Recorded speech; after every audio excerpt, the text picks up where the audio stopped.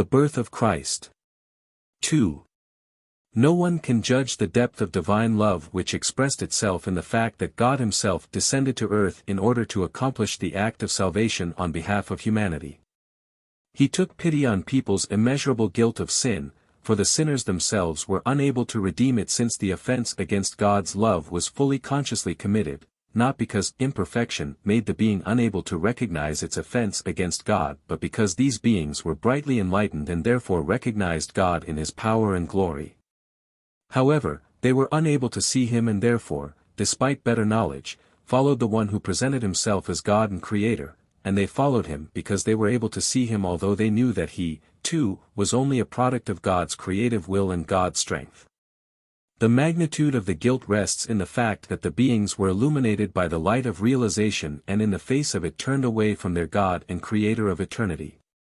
And it was impossible for them to redeem this immense guilt, for they were no longer able to undo the sin, they remained burdened by it, and the only option was for God to redeem the sin himself, but this, again, could only take place within the framework of divine justice, because every guilt demands atonement so that it can be redeemed.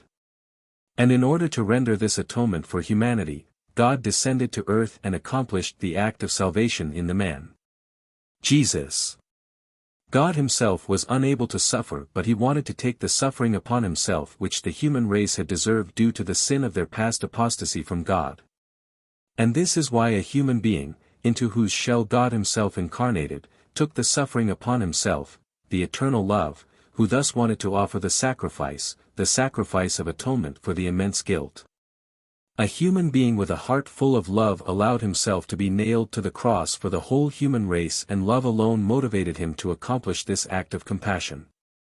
A human being with all human weaknesses and fears took a bitter earthly path and the love within him consistently grew, for God himself was in this human being and therefore the sayings and actions of the man Jesus were only ever motivated by love, just as love finally walked the bitter path of suffering and endured and died on the cross.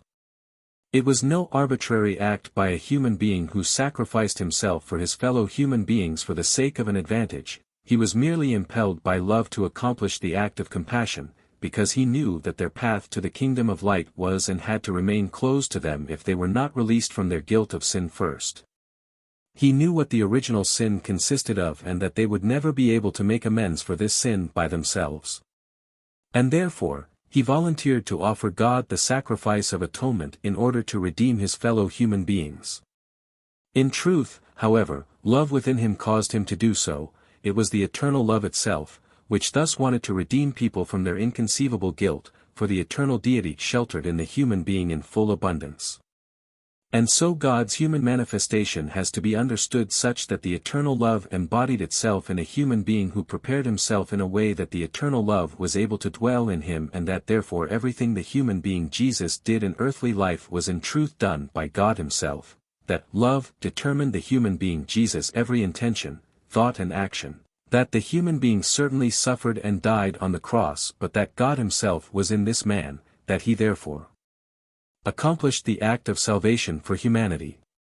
Only when people comprehend that God is love will they also comprehend the problem of God's human manifestation and they will understand that God and Jesus Christ are one, that they are not two persons, and that the divine oneness may not be contested, because love permeated the human shell and therefore the external form of the human being Jesus was also the visible form of the divine love itself, that they were not separate beings but only ever God himself.